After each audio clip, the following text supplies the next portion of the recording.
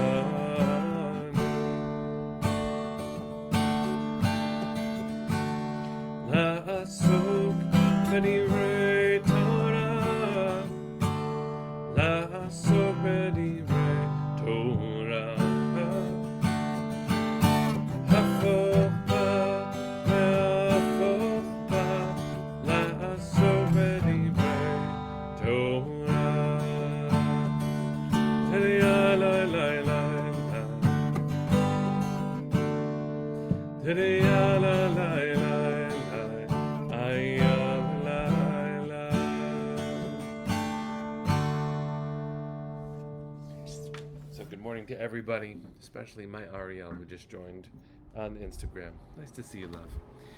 Friends, there's a lot to say. There's a lot to say. This has been a very destabilizing week, especially here in the United States, with ramifications all over the world. And so, what I do want to say, friends, what I do want to say is that we have been gaining strength from our relationship with Torah for the last 4.5 years every single day. There is nothing we can't face. The Torah has been constant, and so has our presence, which tells us that we have enormous capacity within us to face the world as it is and to raise it up. We did so through the pandemic. We have been doing so since the war in Ukraine began.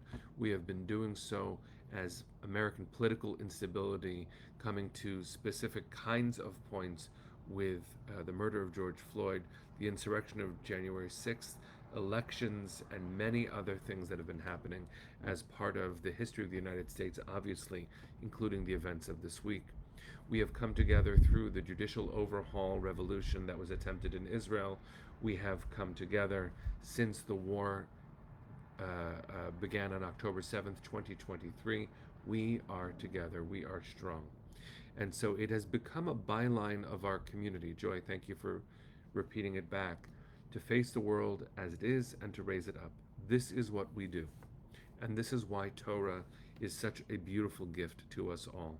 what we help it to mean and what it offers to us. Both are incredibly precious. I wanted to look at something symbolic about Parshat Lech Lecha today.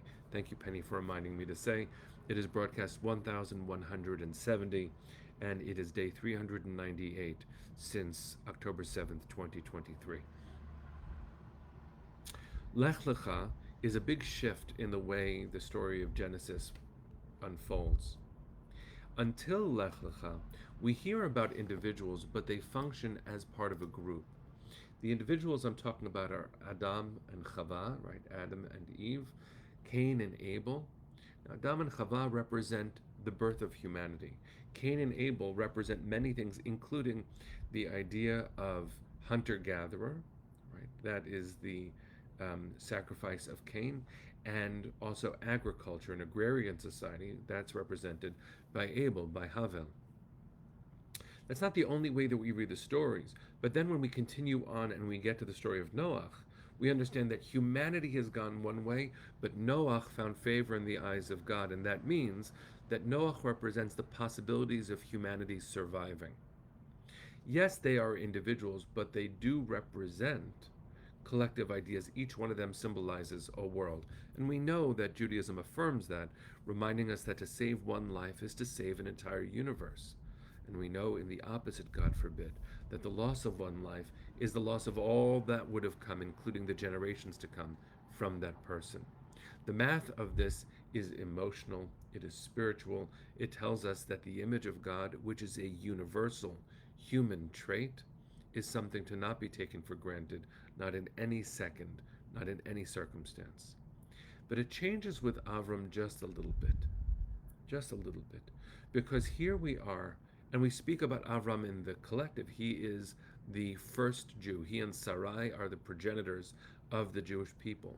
But Avram functions as an individual in a way that others do not.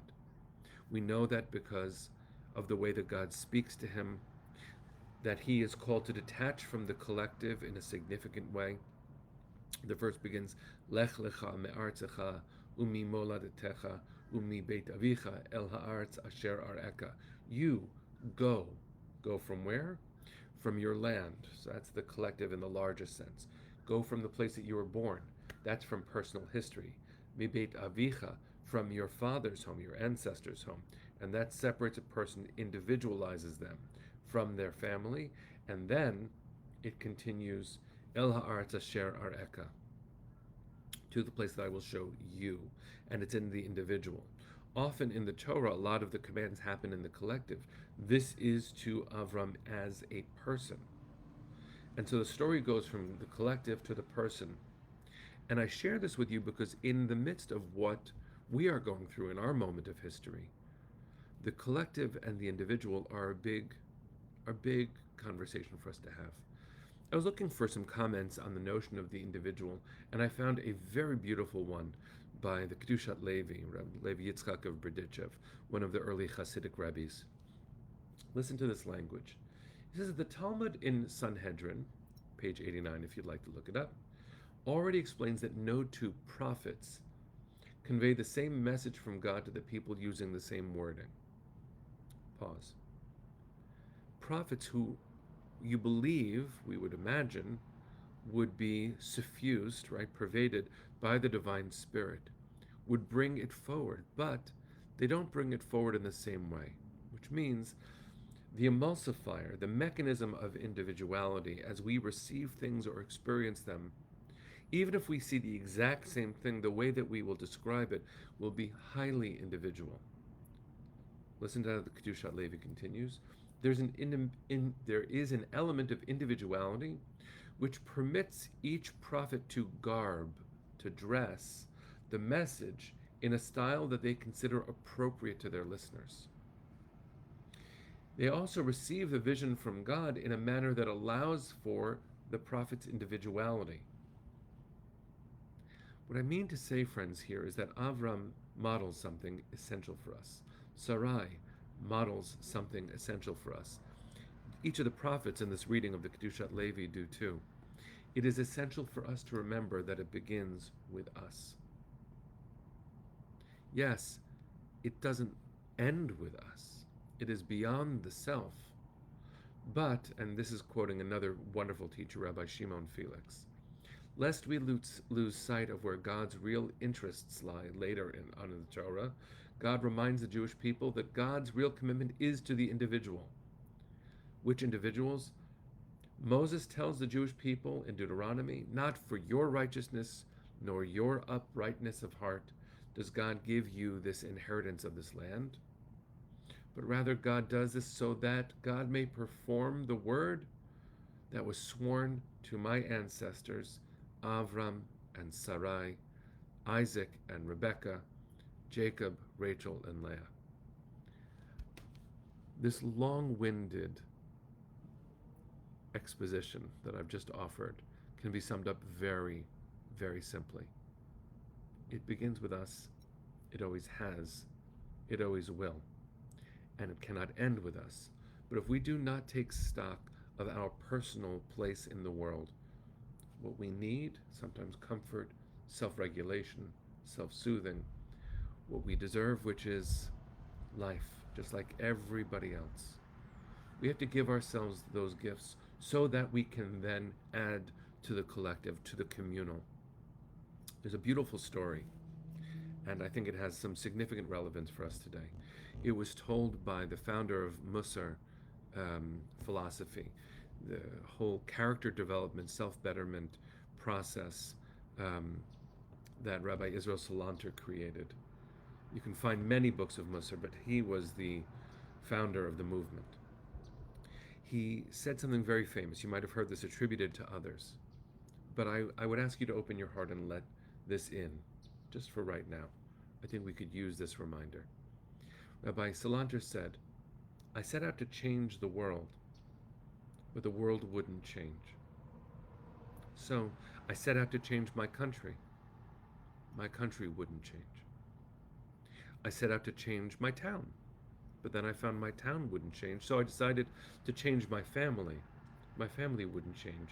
And I realized in the end, there's only one I could change. Me. Now, I do believe that a small group of determined individuals can change the world. It's a lesson I was reminded of when watching reruns of The West Wing recently. But I would offer us this gift. An important reminder that it begins with each of us. And in moments where the collective feels so discombobulated, remembering that God is invested in your individual life too, can be an enormous reassurance and gift, perhaps even a source of strength. I remember in the early days of the pandemic learning that in the absence of physical contact with others, that when a person hugs themselves, it releases some of the endorphins, some of the necessary chemicals on the inside, that actually hugging yourself gives you some of what you need. So I would invite you to do that. Nobody's watching. The way this works, you just see me. You don't see each other. So let me model for us all what it is to remember to take care of ourselves. And I invite you to do it just as I do. Or watch me do it and laugh. Whatever works for you. Here.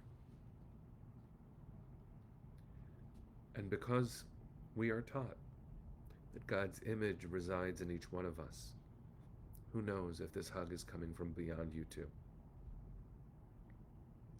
Just as Avram is called to go on a journey no one has gone on before, his individuality recognized in a way that just doesn't seem to be the same before him. It's our turn. It's our turn to journey forward, not to detach from everything else, but to remember that we exist as individuals and love exists within you. That is a love that comes from far beyond. And yes, let's change the world. Let's change our country for the better. Let's change our town. Let's even be a beautiful gift to our family. But remember, it begins right here. You are capable of that beautiful work. And in the end, the more of that we do, the more good we'll be able to share. So take those words in, friends. Accept the hug from yourself. Let's send our hearts to the east, praying for each individual, 101 human beings who deserve that same hug, to see the light, to be home. Let's keep remembering. Let's keep fighting. Kol hod b'levav pnima nefesh Yehudi homia ulefatei mizrach kadima ayin letzion tzofia od lo avda tikvatenu hatikva bat shnot alpayim להיות עם חופשי בארצנו, ארץ ציון וירושלים.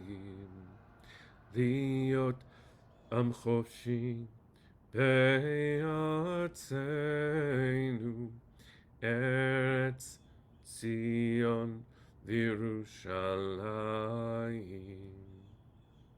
Bring them home now.